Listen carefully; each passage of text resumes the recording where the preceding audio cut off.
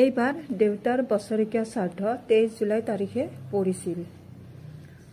আৰু তাতে নেটৱৰ্ক নাছিল কাৰণে ভিডিঅ'টো দিব পৰা নাছিলোঁ কাৰণ তাতে ভিডিঅ' একদমেই মানে নেট স্লো কাৰণে নাযায় ফটো দুই এখন বহুত টাইমৰ মূৰতহে যায় আৰু ইফালে দেউতা আমাৰ ঢুকাইছিল 2012 চনৰ 15 জুলাইৰ দিনাখন আৰু তিথি হিচাপত পতা হয় কাৰণে দেউতাৰ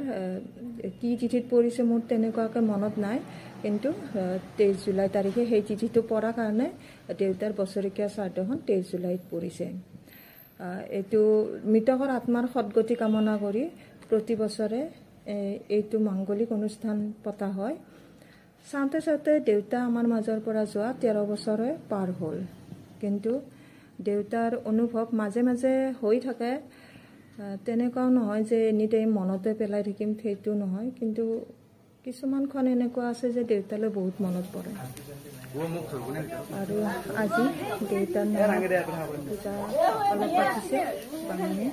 আৰু আমি এয়া সেৱা কৰিবলৈ সাজু হৈছোঁ চবে সকলোৱে আহিব পৰা নাই আমাৰ ঘৰৰ মানুহখিনিক যিহেতু চব কৰ্মসূত্ৰে ব্যস্ত তথাপি যিখিনি পাৰোঁ আমি আহিছোঁ আহি লগ হৈছোঁ আৰু ইফালে আমাৰ সেৱা কৰা হৈ গ'ল তেখেত আমাৰ ওচৰৰে পূজাৰী হয় যিকোনো কৰ্মসূত্ৰত থাকে আৰু ধনে ইফালে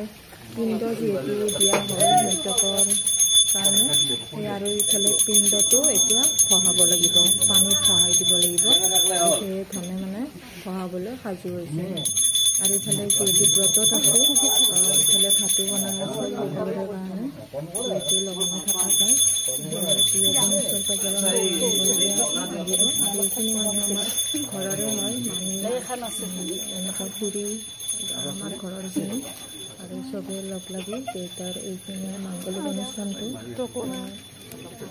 লগ লাগি কৰা হয় আৰু ইফালে